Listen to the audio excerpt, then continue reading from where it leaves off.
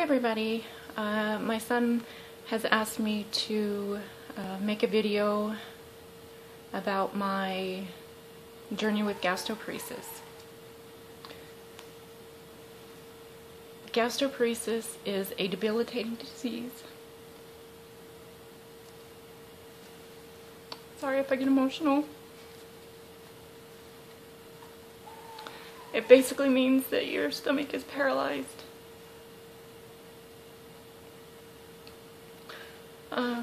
I'll go over some of the symptoms and then I'll talk about my journey.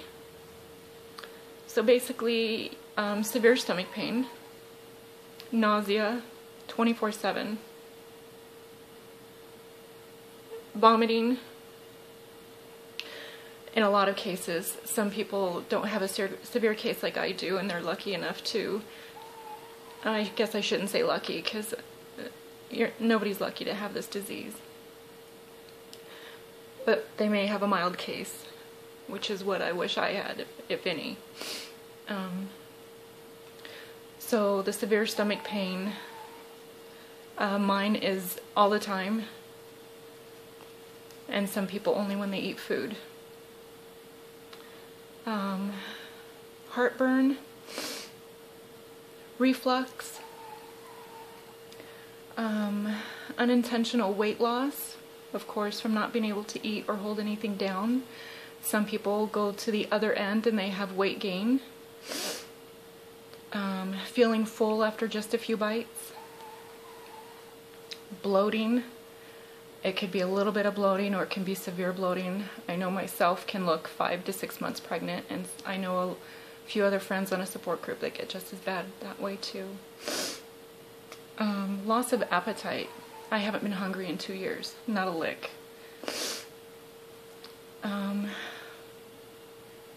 There's a bunch of other things, you know, like complications and things like that that go along with having gastroparesis. So, just imagine having the flu 24/7, a severe case of the flu. That's what it's like.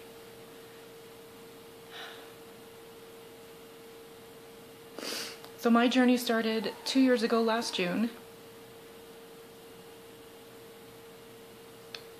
It was a good day at first. My younger sons came to visit, so we stopped at In-N-Out Burger. That was my last meal.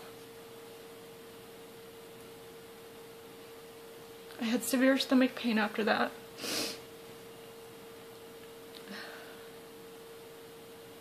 I waited 2 weeks before going to see a doctor.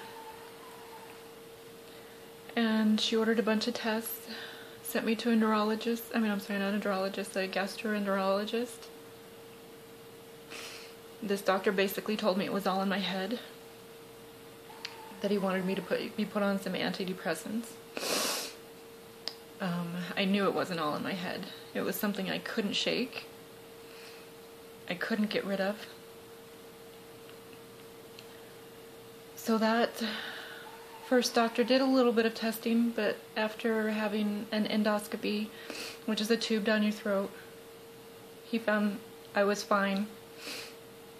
I had an H. pylori virus, but after a round of antibiotics, that went away, and I still was sick. So lots of different doctors, a journey of different doctors. I am now on my 5th gastroenterologist that I will see next month. And that is because doctors don't know enough about this disease.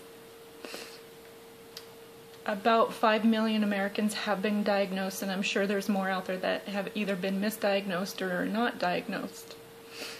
I've had problems with this all my life, but it wasn't a daily thing. I thought it was because I ate at the buffet and I ate too much, or I ate something that didn't agree with me. It wasn't severe at that time, but I just remember having it all my life.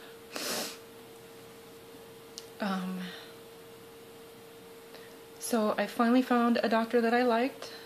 He did what is called a gastric emptying study. It's where you eat some nuclear eggs, basically, and take x-rays lying on a table for 4 hours. That showed that I had delayed emptying in my stomach, and that's when I was diagnosed with gastroparesis. He tried me on what medications there are. There aren't many. And for one reason or another, I either had a severe reaction or my body just didn't tolerate it well. So after he exhausted all that he knew about gastroparesis, I was sent to the Mayo Clinic, where I had done another gastric emptying scan, but this was a 24-hour one, which looked at my stomach and my intestines to see how my intestines were working, because another symptom that I didn't mention was constipation, and mine is severe. So they wanted to see how my intestines were working as well. I had a bunch of other tests. I had an esophageal manometry, I had an anal manometry, I had, oh my goodness, so many tests I can't even remember the names to, but tons and tons of testing. I left there finding out, it was a week worth of testing. I was there a whole week. I left there with the knowledge that I had severe gastroparesis. Sorry, someone came to my door. So I left there being diagnosed with severe gastroparesis. Can't remember the percentage of my stomach, but it was pretty bad. I also have lost 40% of my esophagus, and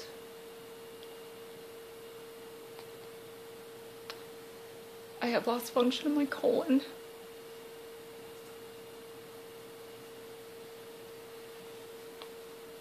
So that was why I wasn't able to go to the bathroom on my own.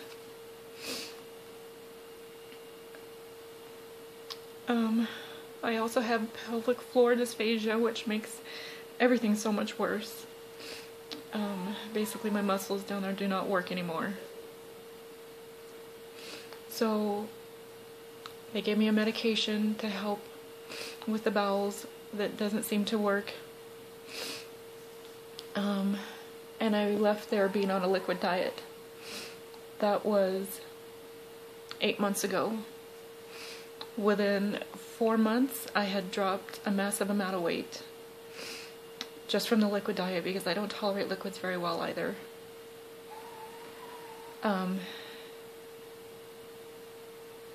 In May, I had a heart attack. Now, no doctor is willing to admit it was from complications of gastroparesis, but they couldn't find a reason why I had it. And I did have a blockage in one of my femoral arteries, but they said that shouldn't have caused my heart attack. So it was after that that I had a good hematologist that said, no, you need help. He put in an order to have a feeding tube placed. I went to see a surgeon, and the surgeon was afraid to do the surgery on me because of how severe my intestines are. The feeding tube that I would have had would have gone right into my intestines, because I can't hold anything in my stomach. Anything I put in, I lose. Or I bloat severely. So he suggested a port, which is this right here. And I get my feedings. I'm connected now. I'm fed still 24 hours a day. They dropped me down to 18, and my blood sugars weren't staying stable, so we went back up to 24 for now. At the time it was placed in June, I weighed 128 pounds. I'm 5'10", and that was a total of 70-pound weight loss since I got sick. I have gained 13 pounds, so that's good. I still think I look like, you know, crud, because I don't have the energy I thought I would get back. That's my bag hanging in the background, if you could see that. But I haven't gotten all my energy back.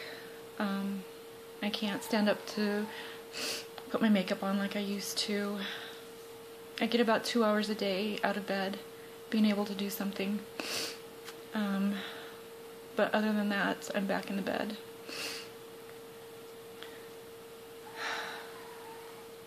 So gastroparesis is very debilitating, no matter the severity. I mean, some people can lead a normal life, but I can't. I haven't worked since May, and probably will never be able to go back to work with everything that's wrong with me. So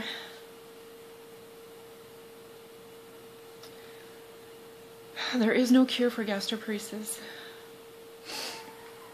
Without the knowledge, the awareness, the research, there will not be one. We need to get this out to everyone. We need to educate, to inform that we need a cure. We need new treatment. Anything would help, because I'm at the point now that, you know, this feeding tube is my life. This is what's going to help me live, help me survive, because there's nothing else they can do for me right now. So if you are watching my video, I appreciate you taking the time. I appreciate you being willing to learn about gastroparesis and spread the word. Share it with your friends. Help the gastroparesis community spread knowledge so that we may hopefully have a cure soon one day. Thank you. Have a good day, guys.